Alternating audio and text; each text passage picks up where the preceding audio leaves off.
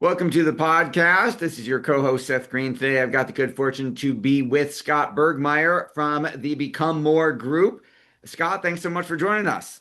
Oh, Seth, I am super pleased to be here and it's an honor. I appreciate it. Well, thank you. We're happy you are here. Let's go back in time a little bit. You've had kind of an interesting journey. How did you get started? Yeah, well, years ago, the funny story is I was bored at work. So I started consulting and doing kind of some pro bono stuff to help people out.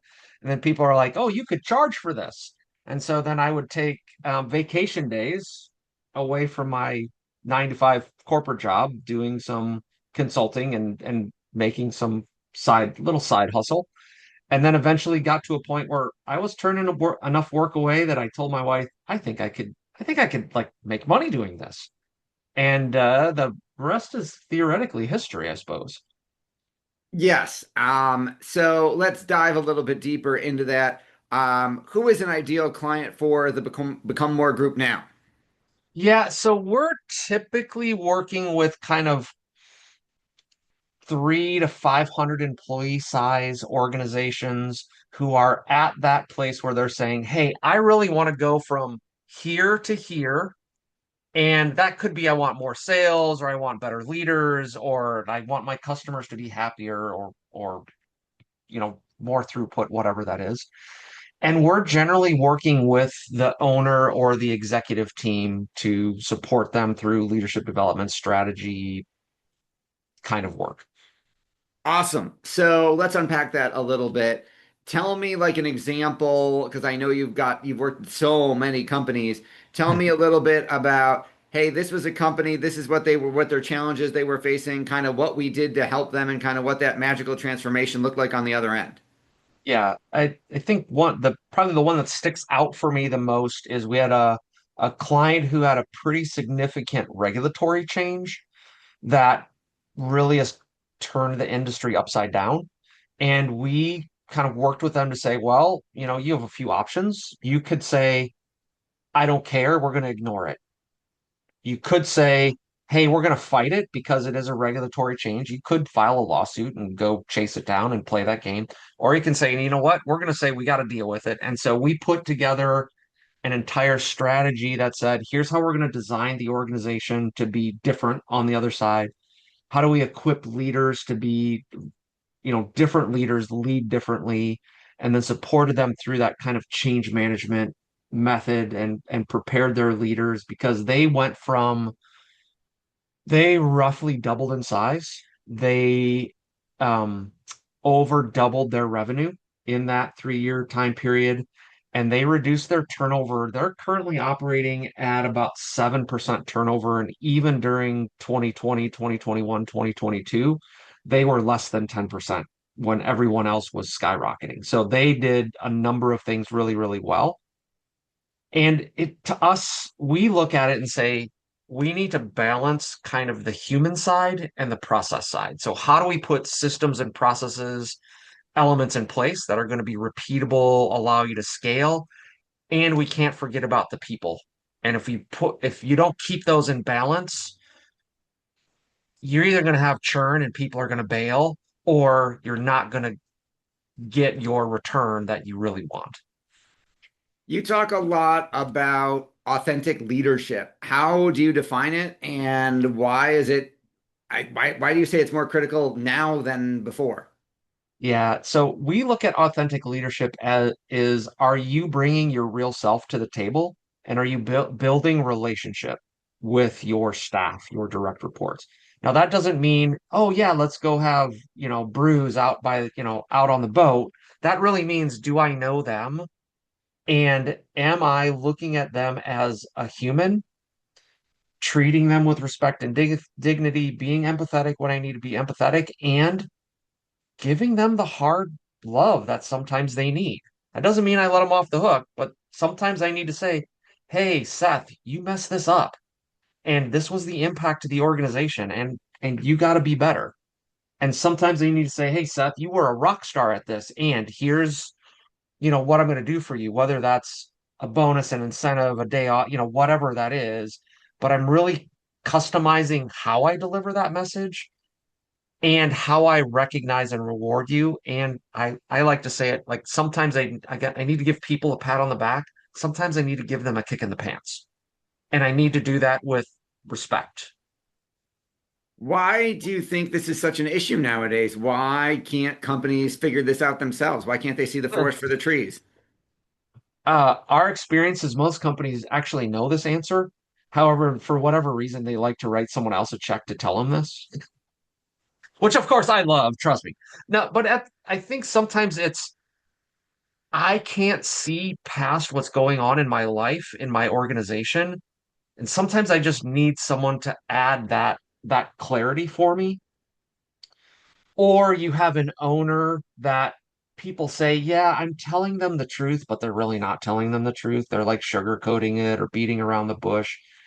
And we would say, our role is to like be honest truth tellers. Like we're going to tell you this is not good or this is good. And it is ultimately your decision as a leader.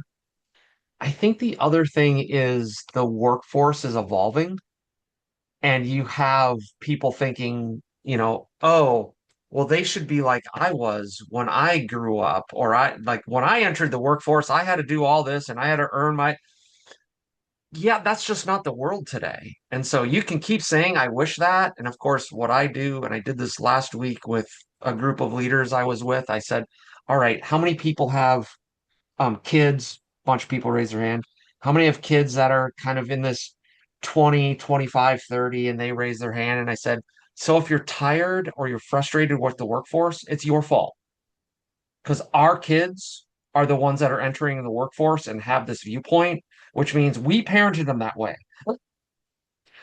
I included because we have a 23 and a 27-year-old. That's funny. What do you think are some of the essential ingredients of like a successful culture in this phase of continuous improvement? Yeah, I think to me, the number one thing is if we're going to improve, is I need to do it with people versus to people. Too Mm. many times we say, this is the change we're going to do, and this is why it's important, and go do it. And we're doing it to them versus saying, hey, they have a brain. They actually probably know it better than I do as a leader. I'm not in it every day. So what's working, what's not working? What can we do different? What can they live with? And does it move it net forward? Does give us an incremental? I think the other part is too many times we're looking for a silver bullet, and they seldom exist. It's usually a composite of many little things and having the tenacity and the rigor to do it consistently to give you that step up. Tell us a little bit about each of the books and what inspired you to write them. Yeah, so our first book we released, I think, in 2020 called Chief Optimization Officer. That really was a book that we recognize that there's a role missing or a viewpoint missing in most organizations saying how do we get better and how do we get better purposefully. And then the second book we released in May of 25 called Think the Road Less Traveled. uh, what we recognized is people are really not thinking. We one line in the book we say is people's thinking is about as deep as a parking lot puddle. And what we really identified is there's 8 reasons why people take shortcuts to think and tactics that you can say, how can I think deeper versus just react and get people out of, oh, I need to check the box and do versus, am I busy in activity or am I being purposeful to get an outcome, to get a result versus, oh, I did this task. Yay, I'm good.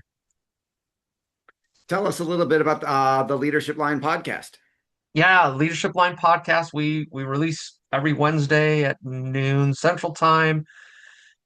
We really just talk about what things are going on in the world of leadership around us. And so we have listeners, they submit different topics. Our hostess with the mostest, Carmen, comes up and um just gives us a topic. We talk.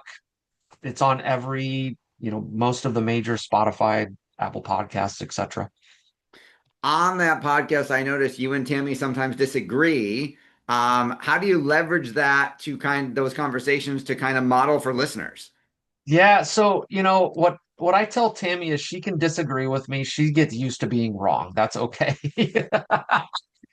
But what we have found, and we've been working together for 25 years, and what we've really found is when we disagree and we can have constructive conversation about it, we end up in a better solution, better than I would have come up on my own, and better than she would have come up with it on her own. And so we kind of laugh when we do it with staff is we say, "Oh, mom and dad are fighting." Okay, like it's just like, but we're really not fighting. We're just like, how do you see it? How do I see it? Okay, we align on these 3 points, but this point is different. So what do we need to tweak, adjust, and do so that we have a better solution?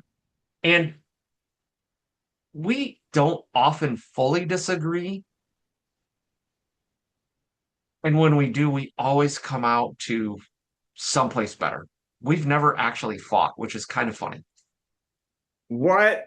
Well, I'll have to have a separate conversation about that. What leadership book or resource has influenced you the most and why? Um, I to me, I can think early in my career, there was a book by the Arbinger Group called Leadership and Self-Deception. And I was introduced to that book when I was looking at my staff and saying, boy, they are a problem.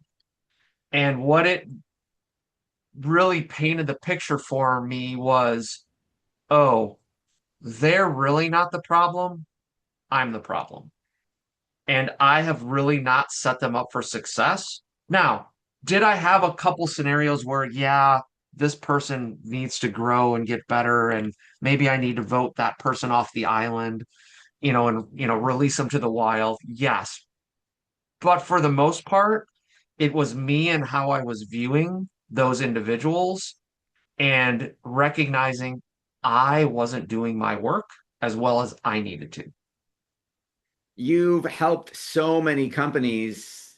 What's the biggest challenge you're facing now? In our company, what we're facing is, we're like many organizations, we're on a growth and we're finding, you put your finger in the hole in the dam and another leak happens. We all been there, you're right. And it's like I got all my fingers and all my toes and all these holes. And what we're recognizing is the development of people takes 2 to 3 times longer than we initially thought. And it's not because like, they're stupid or they're slow. It's like, no, we've had some really valuable lessons that we've learned over a career of 20 or 30 or 40 years. And when they're starting out, they don't have the life experience. And so it's how do you give them life experience and business experience in a safe way and a way that adds value and a way that you're like, oh, let's not experiment with a client and see how does that happen. And so that's what we're seeing is like, how do we do that in a really productive way? And how do we speed that up? And what we're learning is we haven't found a way to speed that up just yet. Your passion is obvious. What do you like best about what you're doing? You know, I I love two things. I love the variety. Absolutely love the variety because we get to work in lots of industries and lots of different leaders and lots of different projects. For me, I'm pretty competitive. I absolutely love when it clicks for a person or clicks for a client or clicks for a team and it's like, whoa, that really moved the needle. Last year we did okay, what was our client impact? And we recognized around $25 million of positive impact for our clients last year. Like, I love that number. And it's like, okay, how can we double that? How can we triple that? That is awesome. Well, we know your time is incredibly valuable. We greatly appreciate you spending some of it with us. Is there an industry that you like to work in better that you've spent more time in? I would say we've spent probably most of our time in healthcare and manufacturing. I have a passion for manufacturing because that's where I quote grew up. I spent 30 years in manufacturing, and so I do love that. And the healthcare space is evolving so much, and I think there's so much potential there, and the impact to people can be great, both from a job performance and just from a health performance. Absolutely. Well, for our folks watching and listening who want to learn more about the books, about the podcast, about all things Become More, where do they go to learn more about you, the books, the podcast, the company, all of the things?